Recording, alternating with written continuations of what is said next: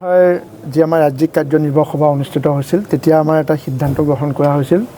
যেহেতু আমাৰ সদৌ অসম ছাত্ৰ সন্থাই অসমৰ প্ৰতিখন জিলা ছাত্ৰ সন্থাত সাংগঠনিকভাৱে কাম কাজসমূহ চলি আহিছে বা সদায় চলি থাকিব সেই অনুপাতে আজি আমি বিটিআৰ অঞ্চলৰ বিটিআৰ অন্তৰ্গত যি 5খন জিলা ছাত্ৰ সন্থা আছে এই 5খন জিলা ছাত্ৰ সন্থাক আমি সাংগঠনিক ভ্ৰমণ কাৰ্যসূচী আমি ৰূপায়ণ কৰিলোঁ সদৌ অসম ছাত্ৰ সন্থাৰ উপসভাপতি সহকাৰী সাধাৰণ সম্পাদক শিক্ষা সম্পাদক প্ৰমুখ্যে কৰি প্ৰায় আমি 10 জনীয়া এটা প্ৰতিনিধি দলে আমি বিটিআৰ অঞ্চলৰ প্ৰতিখন জিলা ছাত্ৰ সন্থাত গৈ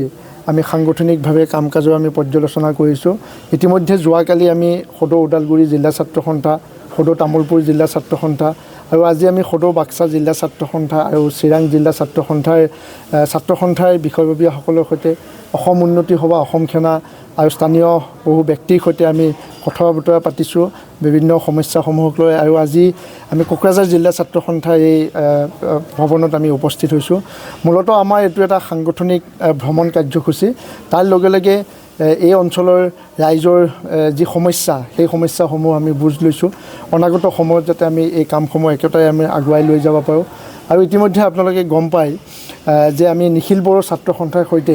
আমি একেলগে কাম কৰি আহিছোঁ আৰু নিখিল বড়ো ছাত্ৰ সন্থা সদৌ অসম ছাত্ৰ সন্থা একেলগে যি ভাতৃত্ববোধেৰে আমি এই বিটিআৰ অঞ্চলৰ যি সমস্যা আছে এই সমস্যাসমূহ যাতে আমি আগুৱাই লৈ যাব পাৰোঁ একে সময়তে আমাৰ সাংগঠনিকভাৱে আমাৰ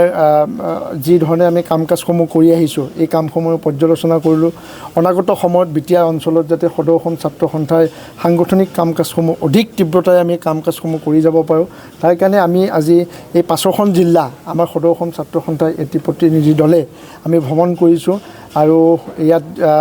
আপোনালোকে ইতিমধ্যে আমাৰ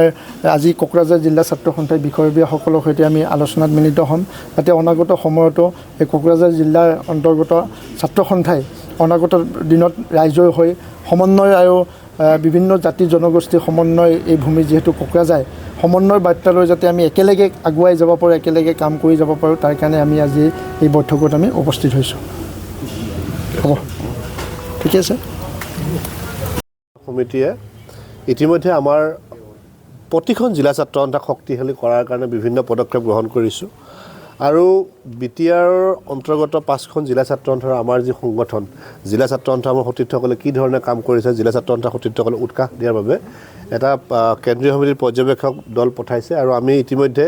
যোৱাকালিৰ পৰা ওদালগুৰি তামুলপুৰ বাক্সা চিৰাং আৰু কোকৰাঝাৰ এই 5খন জিলাত আমাৰ সতীৰ্থসকলৰ লগত আমি কথা বতৰা পাতিছোঁ তেওঁলোকে কি ধৰণৰ প্ৰত্যাহ্বানৰ সন্মুখত নেওচি তেওঁলোকে সংগঠন কৰি আছে আৰু কি ধৰণে কাম কাজ কৰি গ'লে অধিকভাৱে সদৌ অসম ছাত্ৰ সন্থাক মানুহৰ মাজত